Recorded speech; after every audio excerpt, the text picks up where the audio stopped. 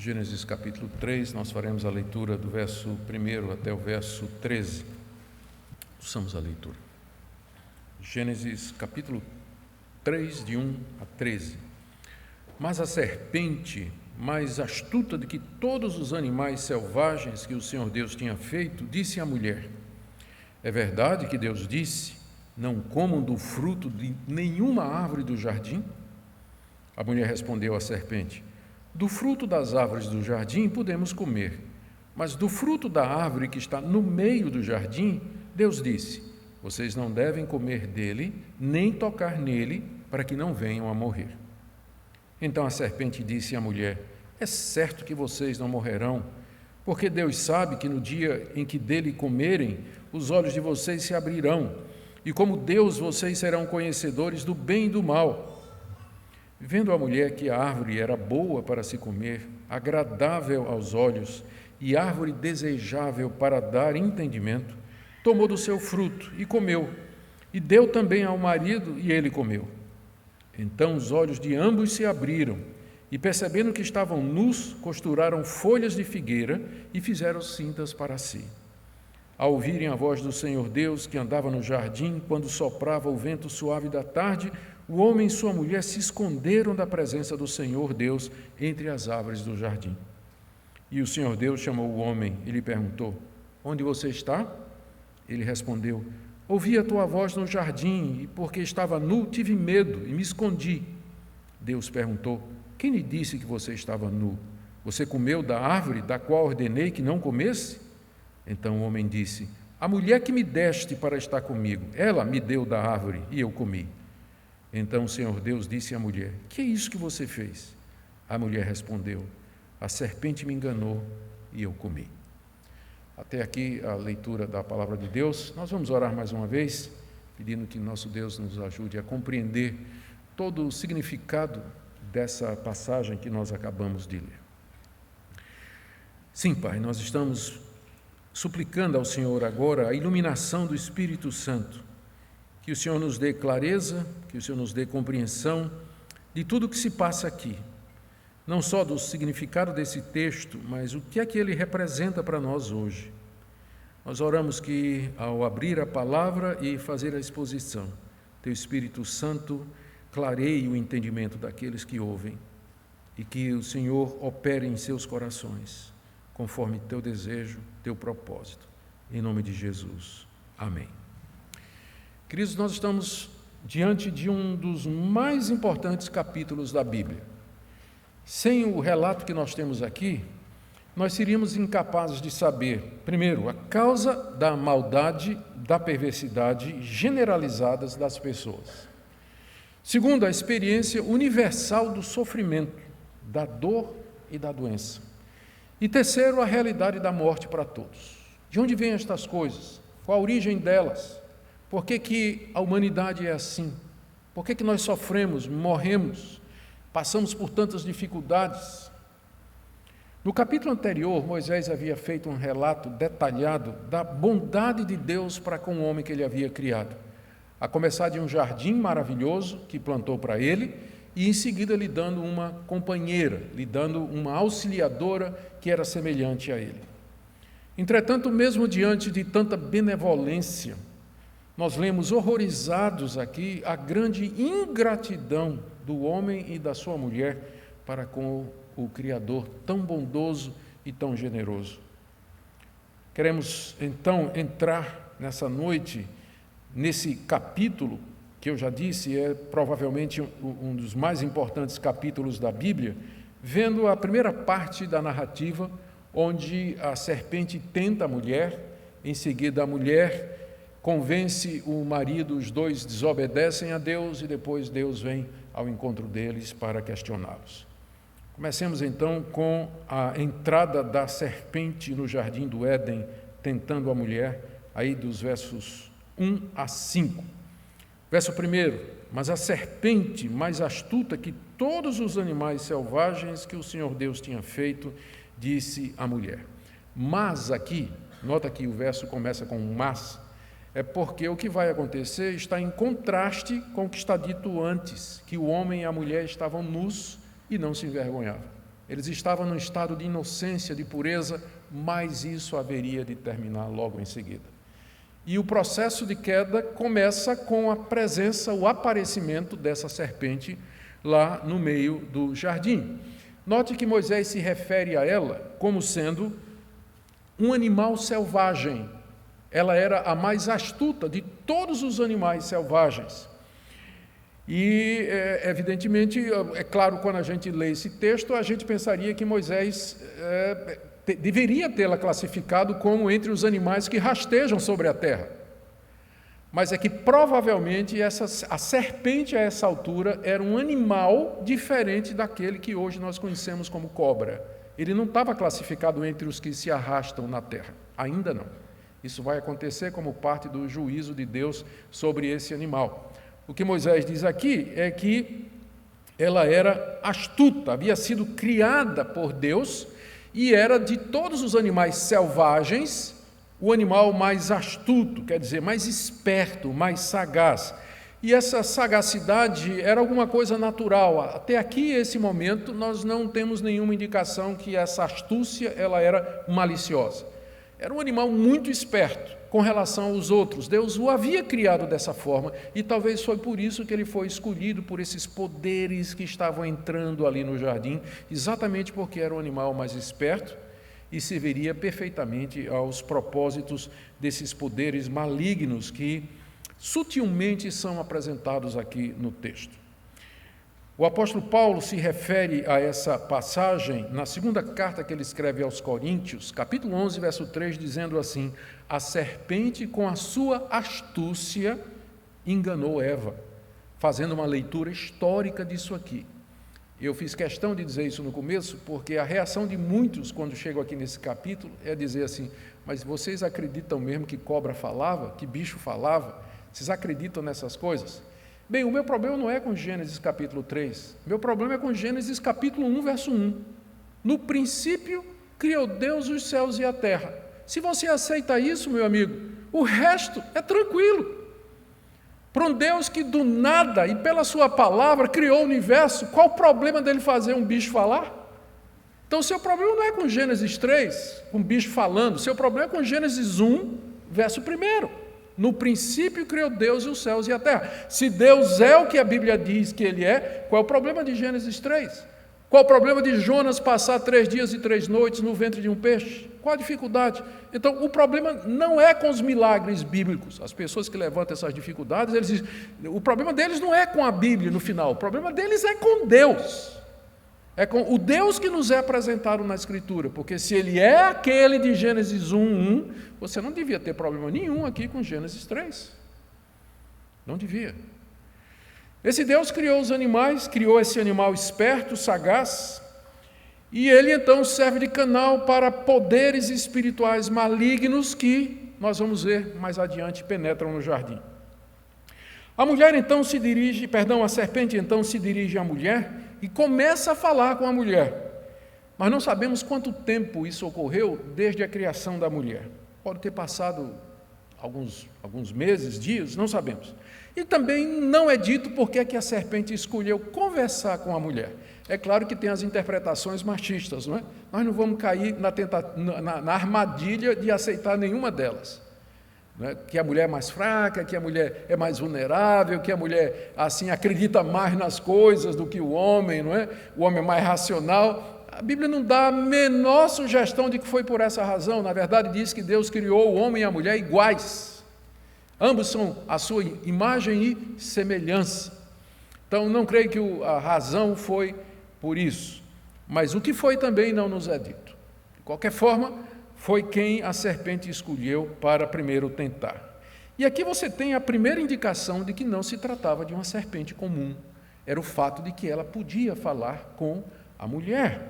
Alguma coisa havia acontecido, então, para que a ordem natural da criação fosse quebrada. Porque até aqui, os únicos seres que foram feitos à imagem e semelhança de Deus e que, portanto, tinham poder de comunicação eram o homem e sua mulher. E, de repente, aparece um animal selvagem com a capacidade de raciocínio, de argumentação e de persuasão. Então, de onde vem isso? Moisés não nos diz. Mas é a primeira indicação de que essa não era uma serpente comum. Não era uma serpente comum. Em seguida, a serpente questiona a ordem de Deus. Uma vez que ela ganhou a atenção da mulher, ela faz essa pergunta que está aí no final do verso 1. É verdade que Deus disse, não comam do fruto de nenhuma árvore do jardim? Essa pergunta revela que a serpente tinha conhecimento da ordem. Ela tinha conhecimento disso. De alguma forma, ela estava lá.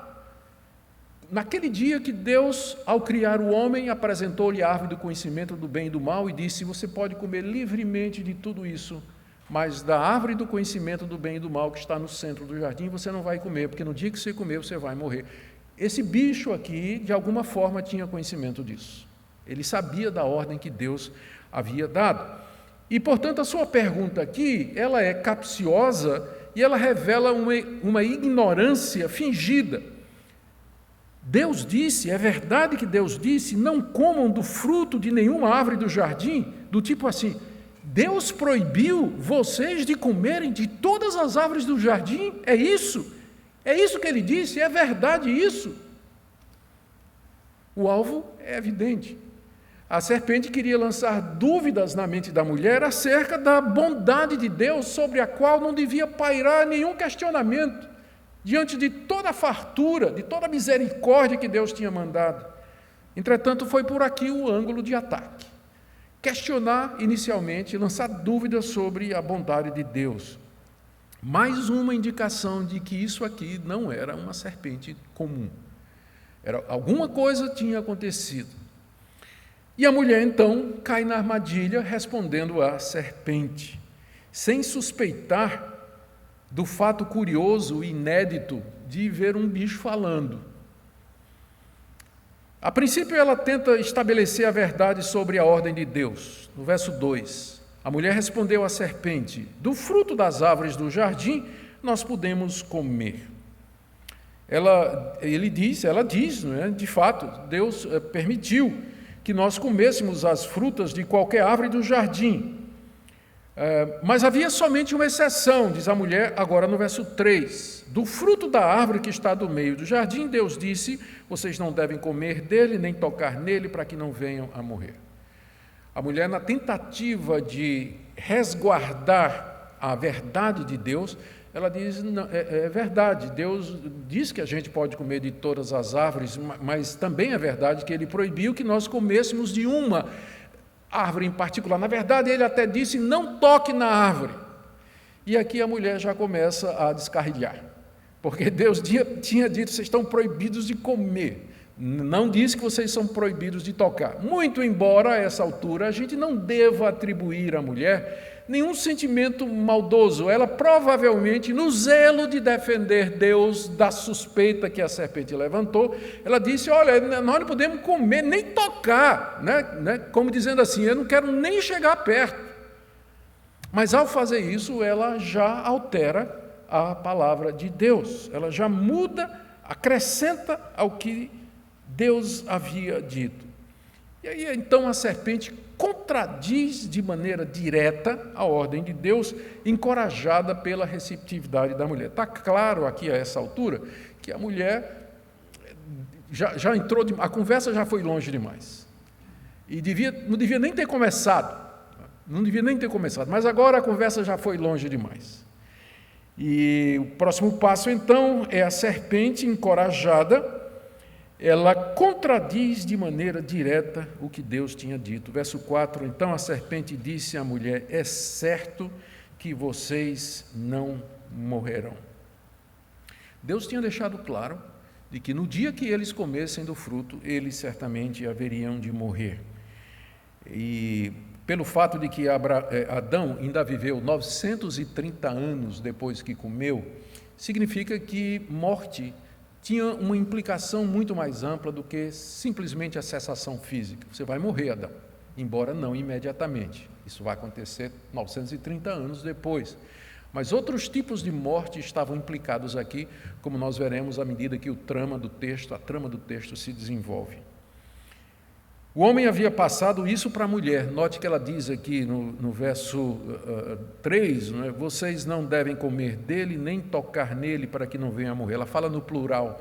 Então, isso porque, com certeza, o marido tinha chamado ela, uma vez que Eva foi criada depois da ordem que Deus deu de não comer, o marido certamente chamou e disse, olha, essa árvore aqui, você está vendo, Deus me disse que no dia que nós comêssemos dela, nós haveríamos de morrer. Então, ele disse que nós não comêssemos dessa árvore. Essa árvore, tudo mais a gente pode comer, menos dessa árvore. A mulher estava consciente disso, ela tinha plena consciência da ordem e das consequências. E então, a serpente frontalmente nega o que Deus tinha dito. Veja como ele diz, ela fala com tanta segurança no verso 4, é certo que vocês não vão morrer. Quer dizer, é claro que vocês não vão morrer, Eva, vocês não morrerão coisa nenhuma. Contradição frontal ao que Deus tinha dito. Aqui, ao dizer isso, a serpente se apresenta como o verdadeiro referencial do bem e do mal. Ela se apresenta como sendo uma verdade superior à verdade de Deus. É mentira isso que Deus disse. Isso que Ele falou não vai acontecer de maneira nenhuma. Eu sei melhor do que Deus. Você devia estar me escutando e não Deus.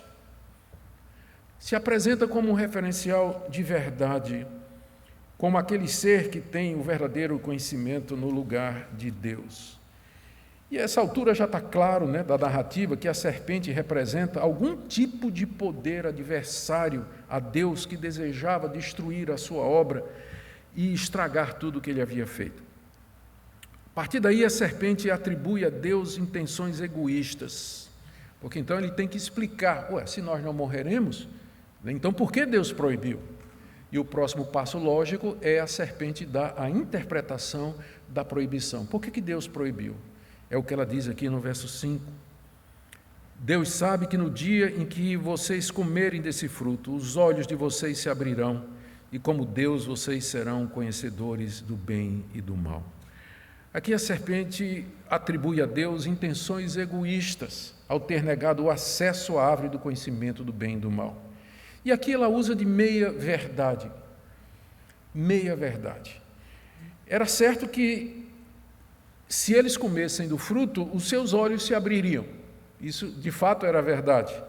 E eles se tornariam conhecedores do bem e do mal. Isso era verdade. Porém, era uma meia-verdade, porque esse conhecimento que eles teriam do bem e do mal não seria o mesmo conhecimento que Deus tem. Não seria.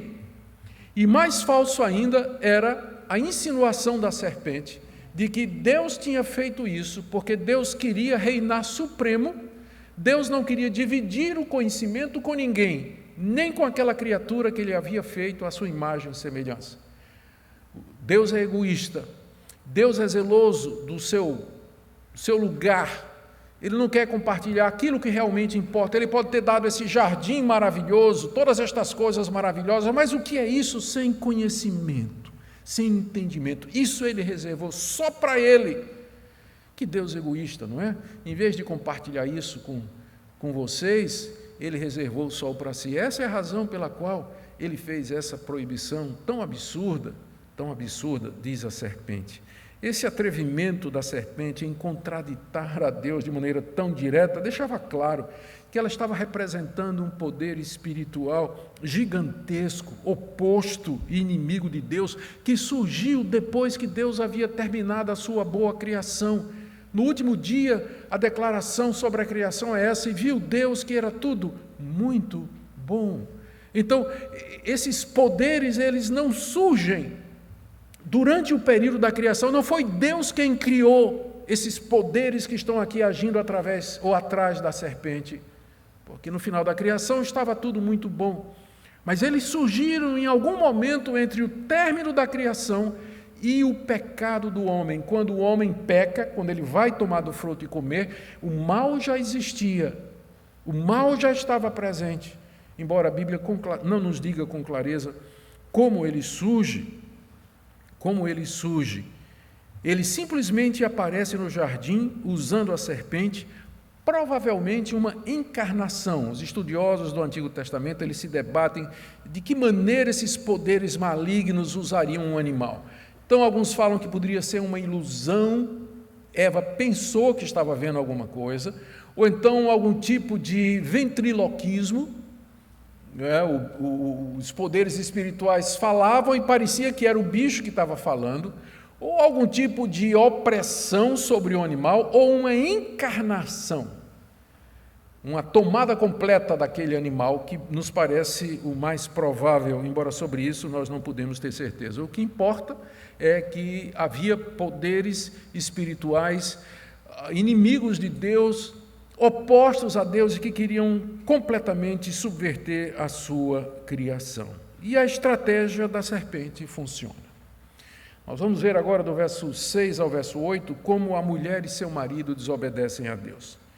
Aquela segurança da serpente, é certo que você não vai morrer, e aquelas meia-verdades sugerindo uma má intenção em Deus acabaram calando fundo no coração da mulher, onde deveria haver apenas amor, gratidão, respeito e temor pelo Criador maravilhoso e pelo seu marido que Deus havia colocado sobre ela.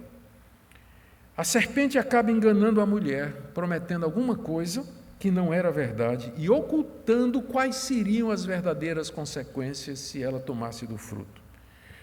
A intenção da cobra, a essa altura, é muito clara. Ela quer levar o homem a desobedecer a Deus e assim assumir o domínio da criação e arruinar a boa obra que Deus tinha feito.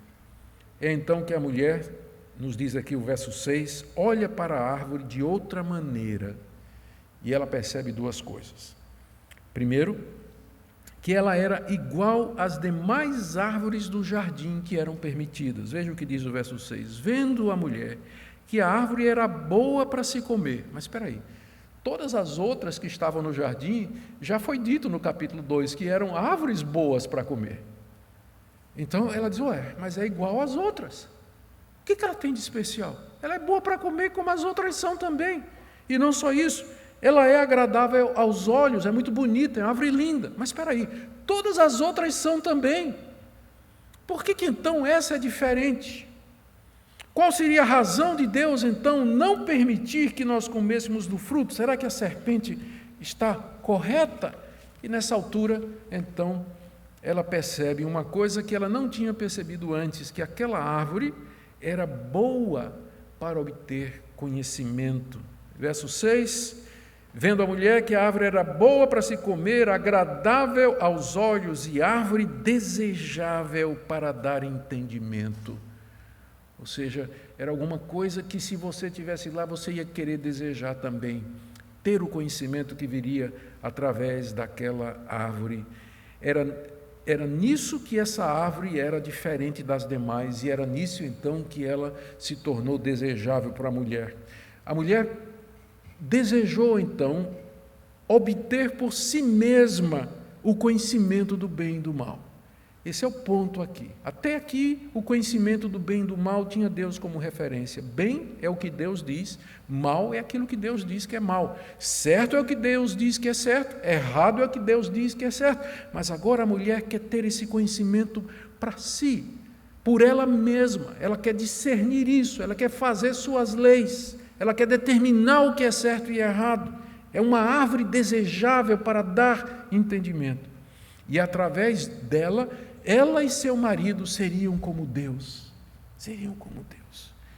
Qual é a diferença dessa percepção agora e das anteriores, uma vez que a mulher deve ter visto essa árvore dezenas de vezes antes? É que dessa feita a serpente tinha chamado a atenção para ela e havia questionado os motivos de Deus proibi-la. E assim a mulher teve vontade de comer, mesmo sabendo das consequências, quis ser independente de Deus, autônoma, capaz de redefinir o bem e o mal. E então chega o verso 6, que é o verso mais terrível de toda a Bíblia. A mulher então come do fruto, dá ao seu marido, que come em seguida. Vendo a mulher que a árvore era boa para se comer, agradável aos olhos, e árvore desejável para dar entendimento, tomou do seu fruto e comeu, e deu também ao marido, e ele comeu.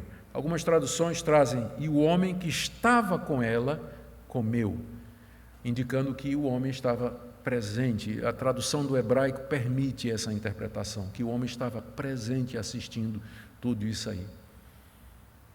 O homem não impediu, não repreendeu a sua mulher, concordou com ela, tomado dos mesmos desejos e da mesma intenção. A essa altura, o coração e a mente deles já haviam sido tomados pelo desejo. E o ato pecaminoso se concreta em seguida. 4 ações sequenciais que representam o maior desastre já acontecido no mundo. Tomou, comeu, deu e comeu. 4 ações, numa sequência rápida, que representam a desgraça do mundo, o ato mais tenebroso jamais praticado, com consequências que sofremos até o dia de hoje. Aqui, o ser moral que Deus havia criado com liberdade de escolha, usa seu livre-arbítrio para a rebelião. Aqui, aquilo que era somente tentação e desejo se torna em transgressão real. Aqui o homem quebra o pacto que havia sido feito com Deus. Aqui ele e a sua mulher caem daquele estado de pureza e inocência em que eles foram criados. Aqui eles se tornam pecadores, sua natureza santa foi poluída e manchada, e todas as suas faculdades foram atingidas, pensamento, consciência, vontade, emoções. Aqui eles iniciam a jornada para a morte, que seria marcada pela dor, sofrimento, doenças, até que voltassem ao pó. Aqui eles condenam todos os seus descendentes a nascer culpados e corrompidos e destinados à morte. Aqui eles entregaram o domínio que tinham recebido de Deus nas mãos da serpente e dos poderes que ela representava. Eles que haviam sido feitos à imagem e semelhança de Deus, eles a quem Deus havia dado domínio sobre toda a criação, inclusive a serpente, cometem esse ato de traição. Não foi só rebelião, foi traição. E entregam o mundo à serpente sobre quem eles deveriam dominar. Todas essas consequências de seus atos se refletem na percepção imediata de que eles estavam nus, verso 7. Então os olhos de ambos se abriram, e percebendo que estavam nus, costuraram folhas de figueira e fizeram cintas para si. Os seus olhos se abriram, como a serpente havia dito, mas para conhecer alguma outra coisa, para conhecer a vergonha, para conhecer a culpa, para conhecer o medo. Eles perceberam que estavam nus, uma vez que já não tinha inocência e pureza, e tentaram em vão cobrir a nudez com uma tanga feita de figueira costurada. E o próximo passo é fugir de Deus. Eles diz aí o verso 8, ao ouvirem a voz do Senhor Deus que andava no jardim, quando soprava o vento suave da tarde, o homem e sua mulher se esconderam da presença do Senhor Deus entre as árvores do jardim. A sequência é muito rápida aqui. Aquelas árvores que Deus fez, árvores bonitas, frondosas, que eram para o deleite do homem, que eram para a sua alegria, para o seu sustento, agora serve de esconderijo. Tudo foi arruinado. Toda a beleza dos capítulos 1 e 2 agora vai por água abaixo, como se tudo tivesse sido em vão. Tudo tivesse sido em vão. Eles ouvem, diz o texto aí, eles ouvem a voz do Senhor Deus. No hebraico, a ideia não é tanto de voz, mas o barulho que Deus fazia quando estava andando no jardim. Pode ser a voz de Deus ou pode ser o barulho dos passos, ou o barulho à medida que ele passava e passava nas árvores, não é? Tocava nas árvores. O ponto é que Deus chegou andando no jardim e a presença dele fez barulho. E aí o homem e sua mulher correram para se esconder de Deus, da presença de Yahweh entre as árvores do jardim, sentindo agora culpa, vergonha e receio, aquela presença que antes lhes dava tanto deleite, tanto alegria com o seu Criador, agora lhes trazia culpa, vergonha e receio. A última parte do que nós vamos ver hoje à noite está aí do verso 9 a 13, quando Deus vem confrontar o casal decaído. Ele começa questionando Adão. Veja que a sequência que Deus vai seguir agora é ao contrário da sequência do que aconteceu. Aconteceu serpente, mulher, homem.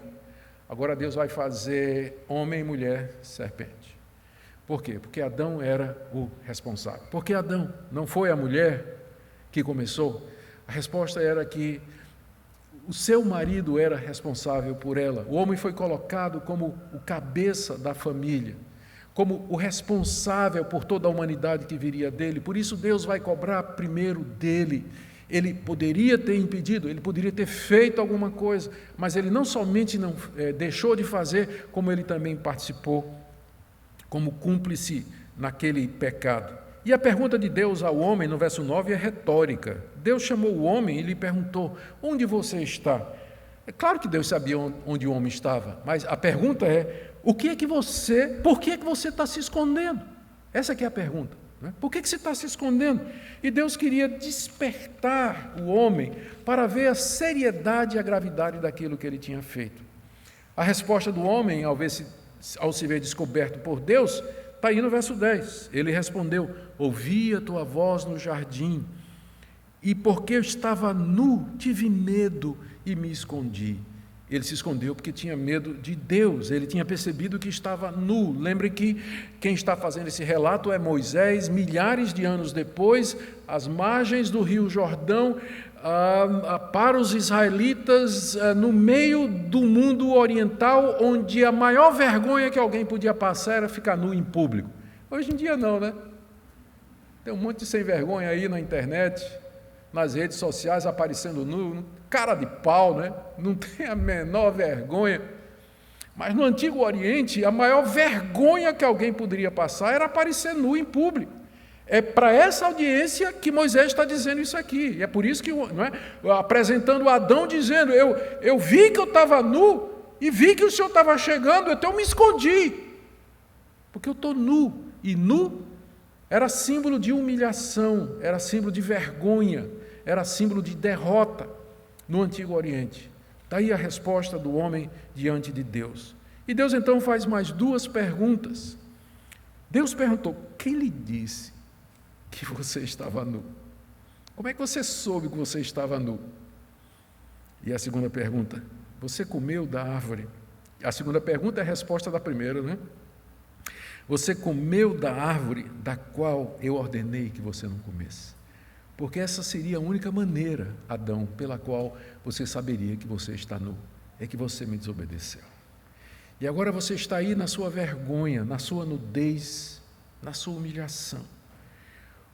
A reação do homem, no verso 12, foi colocar a culpa do que ele tinha feito, primeiro na mulher e depois em Deus. Então o homem disse: a mulher que tu me deste para estar comigo, ela me deu da árvore e eu comi.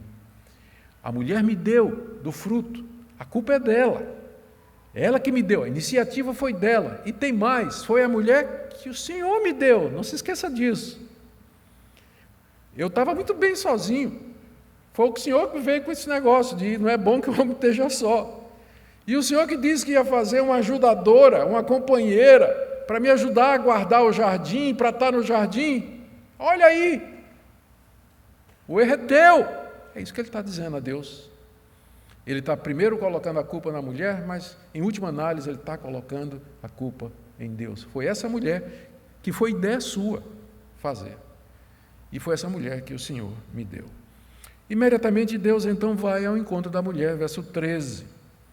E ele quer saber a verdade dos fatos. O Senhor Deus disse à mulher: o que é isso que você fez? O que é isso que o seu marido está dizendo que você fez? E a resposta da mulher, à semelhança do homem, é transferir a sua culpa e dessa vez vai para a serpente. A mulher respondeu: a serpente me enganou e eu comi. E aqui a morte espiritual já havia acontecido. Percebem? A diferença do que acontece a partir de Gênesis 3:6 para todo aquele cenário maravilhoso dos capítulos 1 e 2. Aqui a morte havia entrado. A morte espiritual já tinha acontecido. Agora o casal está separado de Deus. A presença de Deus não era mais deleitosa. A presença de Deus trazia culpa e vergonha. Eles estavam separados uns dos outros, se culpando pelo que tinha acontecido. Eles se tornaram conhecedores do mal por experiência própria e, portanto, conheceram a vergonha, a nudez, a culpa e o medo. Eles endureceram seu coração, nenhum deles proferiu qualquer palavra de arrependimento. Nenhum deles. O que fizeram foi transferir a culpa. E estavam cheios de medo e de terror, fugindo daquele que poderia perdoá-los. Isso a serpente não disse que aconteceria. Isso a serpente não disse que aconteceria. Que tragédia terrível havia acontecido no jardim. Parece que os planos de Deus fracassaram horrivelmente, não é verdade? Tudo foi por água abaixo. Tudo aquilo que Deus tinha feito com tanto cuidado, tanto carinho. Parece que nada deu certo. Parece que Deus foi apanhado de surpresa, não contava com isso. Mas é o que veremos nas próximas exposições. Por enquanto, vamos tentar entender o que é que Moisés queria ensinar aos israelitas. Lembrem que Moisés, ao narrar essa história, ao registrar essa história, ele estava fazendo isso para os israelitas que estavam às margens do Rio Jordão, próximos a entrar na terra prometida, para recebê-la como herança, conforme Deus havia prometido aos patriarcas. E Moisés deseja realinhar a teologia deles, explicar muitas coisas, o porquê de determinadas leis de Deus, antes dele entrarem, e prepará-los para o que eles vão encontrar ali. Alguns pontos nós podemos ver aqui, que fazem parte daquilo que Moisés intentava. O primeiro é que aquele mundo original que Moisés descreveu, criado por Deus, ele já não existia da mesma forma. Os israelitas viviam num mundo diferente, como é o nosso. O mundo que nós estamos vivendo agora é diferente daquele que foi criado por Deus, em vários sentidos. Ele é basicamente o mesmo, funciona com as mesmas leis físicas, geográficas, geológicas, naturais, e que garante o seu funcionamento, mas algo terrível aconteceu. Algo terrível entrou de forma que não é mais a mesma coisa de Gênesis capítulo 1 e 2. Poderes malignos e antagônicos a Deus entraram e operam agora nesse mundo em que os israelitas viviam e que nós vivemos também. O conceito de que Deus pode ser desobedecido, uma vez que nós temos liberdade de escolha e somos seres morais, havia entrado e fazia parte da realidade do mundo em que Moisés estava com os israelitas e faz parte do mundo em que nós estamos, a ideia de que nós podemos desobedecer a Deus, se nós quisermos. Não era assim no começo, mas agora é. Esse mundo não é mais aquele mundo que Deus criou. Segunda coisa que torna-se claro, e aqui eu queria chamar a sua atenção. Moisés ensina que aquele mesmo poder maligno, não nomeado a essa altura, que estava no jardim usando a serpente, ele continuava presente no mundo e fazendo exatamente a mesma coisa, querendo levar o povo de Deus, querendo levar os homens cada vez mais para longe de Deus e se apresentando como outro Deus, uma alternativa superior a Deus. Era esse poder que estava por detrás dos ídolos que foram adorados ou que eram adorados no Egito, onde os israelitas passaram 400 anos. Era o mesmo poder maligno, espiritual, que estava lá na terra prometida, que estava diante deles. Eles iriam entrar em breve, mas esse poder estava lá também, onde ele era adorado e cultuado através dos deuses e dos ídolos daqueles povos.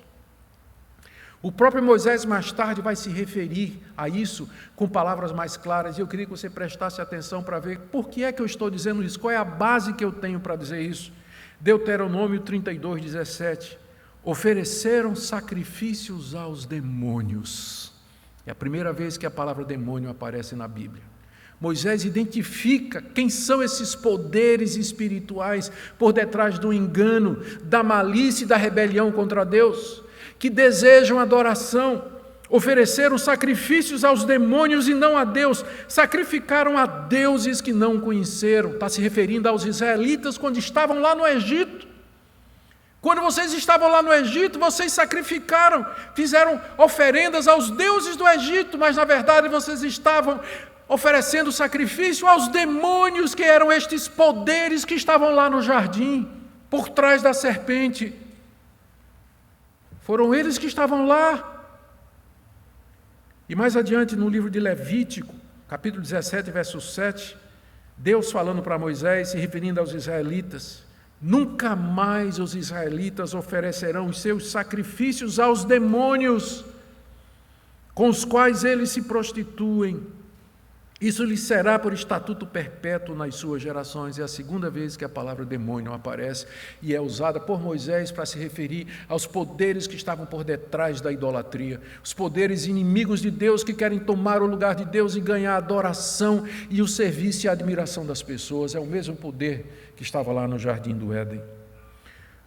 No fim da Bíblia, o apóstolo João se refere ao episódio dando o nome aos bois e a verdadeira identidade. Ele se refere à antiga serpente, Apocalipse 12, verso 9 e capítulo 20, verso 2, dizendo: o grande dragão, Satanás, o diabo, sedutor de todo mundo, que seduziu a mulher e seduz o mundo todo. Ele é a antiga serpente, o diabo, o adversário. É isso que a palavra Satanás significa em aramaico. Você vê que o apóstolo João se refere a isso como sendo algo histórico, algo que aconteceu. Não é mito, não é lenda. Se você achar que o capítulo 3 é uma lenda, é uma fábula, é uma história, um conto de fadas como João e Maria, Branca de Neve e os 7 anões, você não tem fundamento nenhum para o cristianismo, você não tem visão nenhuma para entender a realidade a partir da perspectiva cristã. É por isso que esse capítulo tem sofrido talvez mais ataques do que o capítulo 1 e o capítulo 2 do livro de Gênesis. De pessoas que tentam negar a sua historicidade e dizer que aqui é papo, é lenda, é conversa. Mas tire esse capítulo, como eu disse no início, e você não vai entender por que a humanidade é o que é. Você não vai entender. Não tem explicação para a maldade, para a violência, o ódio, a revolta, a malignidade e, ao mesmo tempo, ainda a bondade, os resquícios da imagem e semelhança de Deus que existe aqui entre nós. O Senhor Jesus se refere a essa passagem, dando a intenção, o próprio Jesus se refere a essa passagem em João 8,44, dizendo que o diabo foi assassino desde o princípio. A que é que ele se refere? A esse episódio aqui. Ele jamais se firmou na verdade, porque nele não há verdade, porque ele era mentiroso, ele enganou a mulher com mentira. Jesus chama ele de mentiroso e pai da mentira. O Senhor Jesus via esse episódio como tendo acontecido, como sendo algo real, concreto, histórico e não uma lenda. Como eu disse, se você questiona isso aqui, seu problema não é com o capítulo 3, seu problema é com Gênesis 1:1. Que uma vez que você admite que há um Deus que do nada criou tudo, qual é o problema do capítulo 3? Aqui Moisés abre os olhos dos israelitas para mostrar quem é que estava por detrás dos ídolos do Egito e lá em Canaã, onde eles haveriam de estar, que eram os demônios. E eles deviam entender que esse poder maligno não era para ser venerado ou para ser adorado. A serpente era adorada no Antigo Oriente. Ela representava às vezes o caos, às vezes a fertilidade, às vezes a morte, mas não era para ser adorada. Não era para ser venerada. Nas religiões do Antigo Oriente, o bem e o mal eram poderes opostos e iguais, e algumas religiões entendiam que o mal era eterno, mas Moisés aqui mostra que, na verdade, o mal não é eterno, ele surge depois da criação do mundo bom de Deus, provocado provavelmente por estes seres que se afastaram de Deus, se desviaram de Deus, como mais adiante nós vamos ter que tratar disso com mais clareza. Terceira lição que eu penso que Moisés quer ensinar aqui para os israelitas é que o bem e o mal são definidos por Deus. Amar a Deus e obedecê-lo traz o verdadeiro conhecimento do bem e do mal, o que é certo e o que é errado. Portanto, os israelitas não deveriam escutar os falsos profetas que se levantariam em Israel, incitando a obediência, a desobediência e a adoração de outros deuses. Portanto, eles não deviam seguir o padrão moral dos cananeus. Deus já tinha dito para eles o que é certo e é errado no resumo dos 10 mandamentos. Esse é o conhecimento do bem e do mal, ele procede de Deus. Não farás para ti imagens de escultura, não terás outros deuses diante de mim. Honra teu pai e tua mãe, não adulterarás, não matarás, não furtarás, não dirás falso testemunho, não cobiçarás. Inclusive, aí a palavra cobiçar é a mesma palavra que aparece quando diz que a mulher viu que a árvore era desejável. Deus já nos deu o referencial do que é certo e errado. E o capítulo 3 nos mostra o que acontece quando você adota outro referencial. Deus é quem nos dá a referência do certo e do errado. Quarto, Moisés desejava que os israelitas vissem a bondade de Deus para com eles. Deus não destruiu Adão e Eva imediatamente. Destruiu? Não. Deus veio buscá-los. Deus procurou levá-los ao arrependimento. Da mesma maneira, Deus não tinha desistido da sua aliança que ele tinha feito com Abraão, Isaque e Jacó, a aliança da qual os israelitas eram herdeiros agora. Apesar de que os israelitas, desde que Deus os tirou, através de Moisés lá do Egito, passaram 40 anos provocando a Deus no deserto, 40 anos praticando idolatria, imoralidade, se queixando, murmurando e provando e testando a Deus. Ainda assim, Deus disse, eu vou dar essa terra para vocês. Não para vocês, a primeira geração, mas para os filhos de vocês. Vejam a bondade de Deus, o mesmo Deus que não abandonou Adão e Eva, mas foi atrás, é o mesmo Deus que também não abandonou a sua aliança com Abraão, Isaque e Jacó, e deu a terra prometida aos seus descendentes. Esse é o nosso Deus. É o mesmo Deus nosso. Quinto lugar, Moisés deseja ensinar para os israelitas a natureza do pecado. O que é o pecado? É uma definição que precisa ser mais e mais trazida de volta diante dos nossos dias. Pelo que nós vimos aqui no texto, o homem é vulnerável, continua vulnerável à tentação dos poderes espirituais inimigos de Deus, que usam meios, que usam pessoas, usam acontecimentos e uma série de outras coisas que estão à sua disposição. Esses poderes continuam aqui, e da mesma forma que eles tentaram Adão e Eva, eles também nos tentam. E tudo começa na mente. A conversa da serpente é aqui, ó. A luta é pela mente, aqui, é aqui que começa. O diabo, eu sei, muitas igrejas elas dão a impressão de que a única coisa que o diabo quer é tirar sua saúde, sua riqueza, seu emprego, seu carro do ano e acabar com seu casamento.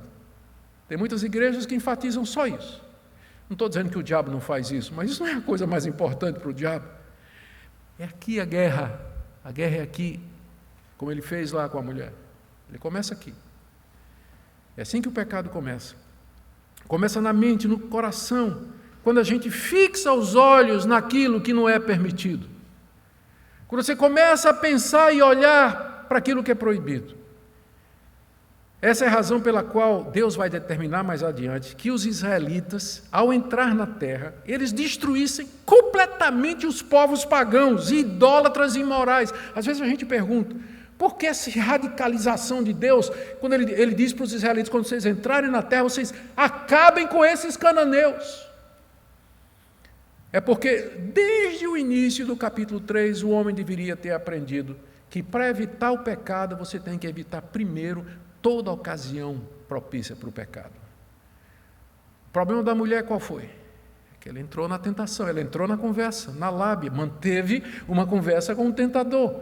E o resultado foi esse aqui. Por isso agora Deus diz, quando vocês entrarem na terra, não tem conversa, acaba com essas nações ímpias, idólatras, imorais, que há 450 anos vêm oferecendo seus filhos como sacrifício aos seus deuses. Encheu já a minha paciência. Por essa razão Deus disse, vocês não vão casar com as mulheres deles, vocês não vão nem pronunciar o nome dos ídolos deles, fujam de tudo que pode levar vocês para longe de mim. Você não só tem que fugir do pecado, mas você tem que fugir de tudo aquilo que leva ao pecado. Exatamente isso que Moisés quer ensinar para eles. Eu quero terminar com algumas aplicações práticas aqui. Talvez eu devesse terminar aqui, mas tem mais um pouquinho. Uma palavrinha para você que vem se debatendo com aquela questão da origem do mal, e se Deus é seu autor. A verdade é que nós não sabemos quando o mal entrou no mundo, e nem como. Mas uma coisa nós sabemos, o texto deixa claro, Deus não é o autor do mal, Deus não concorda com o mal, e Deus vem punir o mal e questionar o mal. Na Bíblia, a responsabilidade do mal é sempre colocada na escolha do homem. É o homem que traz o mal sobre si. Ele é aquele que vai ser responsabilizado por todas as suas escolhas erradas. O mal não provém da criação, porque Deus fez todas as coisas boas. E é evidente que, por outro lado, tudo isso acontece conforme Deus havia determinado e planejado. Olhe para os capítulos, para entender o capítulo 3, você tem que entender o 1 e o 2. No capítulo 1 e 2, Deus aparece como Todo-Poderoso, o Deus inimaginável, que sempre existiu, e que apenas pela sua palavra, Ele cria mundos, e os enche de riqueza, de vida. Você acha que isso que aconteceu no jardim pegou ele de surpresa? Que de alguma maneira ele disse: e agora? Você acha? Então você não entendeu Gênesis 1 e 2 de maneira nenhuma. O que esses 3 capítulos tomados juntos nos ensinam é que Deus é absolutamente soberano sobre o mundo que Ele criou e o homem é responsável pelas suas decisões. Veja que Moisés não tenta explicar isso aqui, porque nós não temos que entender, não temos como entender isso, mas nós temos que aceitar 1 e 2, a soberania de Deus, e 3, responsabilidade do homem, naquilo que ele faz. Não pegou Deus de surpresa. Por isso, não deixe que questões sobre esse assunto ofusque a verdade clara. Você é um pecador e você é responsável pelos erros que você comete. Às vezes as pessoas querem esconder a sua responsabilidade atrás do questionamento teológico, filosófico. Mas e o mal? De onde vem? Não interessa, meu amigo. Não sei de onde ele vem. Eu sei que se você fizer, a culpa é sua. Eu sei que se você praticar, você vai ser responsabilizado por Deus. Então não deixe esses questionamentos filosóficos afastar você do que realmente importa. Uma palavrinha também para aqueles que estão se debatendo aqui com a questão do livre-arbítrio, né? A Bíblia não traz aqui muitas explicações sobre o livre-arbítrio. O que está claro é que Adão podia fazer o que fez. Tanto é que fez. E agora, mesmo depois de ter feito, ele continua responsável por todas as suas atitudes, como você também, descendente que é de Adão. Você é responsável pelo uso das suas escolhas, todas elas. Você continua sendo um ser moral. E Deus vai cobrar de você todas as suas decisões. Terceiro, uma palavrinha a você que está flertando com o pecado. Você sabe o que eu estou dizendo? Esse namoro pesado que você está vivendo. Você está dizendo assim, não, eu me seguro. Não é um namoro pesado, mas nós não vamos passar dos limites. Pode dizer isso para Eva. Essas amizades ímpias que você tem. Esses grupos que você frequenta. Fica mandando aquelas fotos, aquela conversa. Esses negócios atrativos, porém desonestos. Se você não aprendeu desse texto, que nós temos que fugir não somente do pecado, mas de tudo aquilo que dá ocasião ao pecado, você não aprendeu nada desse texto. Absolutamente nada. Se o diabo conseguiu enganar Eva, que não tinha pecado, imagine você, pecador, corrompido, decaído, inclinado a todo mal. Portanto, fuja, não só do pecado, mas de tudo aquilo que pode ocasionar você cair no pecado. Pode ser um namoro, pode ser uma amizade, pode ser um negócio, pode ser uma sociedade, pode ser o tipo de coisa que você vê, o tipo de coisa que você lê, o que quer que seja, fuja. Porque você não é invulnerável a isso. Minha última palavra é para você que está aqui nessa noite, que está me acompanhando pela internet, que caiu em pecado, como Eva e como o homem, e você está se sentindo culpado, com medo do castigo. É bom mesmo que você se sinta assim. É ótimo. É sinal de que tem esperança. Pior é quando a pessoa cai em pecado e está com a cara mais cínica do mundo. Está nem aí. Mas se você está sentindo, de fato, que está nu, está com vergonha de Deus, está com vergonha do que você fez, então, de fato, existe esperança. Não fuja de Deus, não fuja daquela voz, daquele som lá no jardim, que vem ao seu encontro sabendo que você é culpado, mas querendo trazer você de volta ao bom senso, ao quebrantamento, à verdade, ao arrependimento e à vida eterna. Se humilhe, confesse, se arrependa, e há perdão para esse Deus, como o restante da história de Gênesis nos mostra. Que Deus abençoe sua vida nessa noite, você que nos acompanha também pela internet, que Ele nos dê um coração quebrantado, humilde diante dEle, diante das realidades tremendas que estão aqui nesse capítulo que nós acabamos de ver.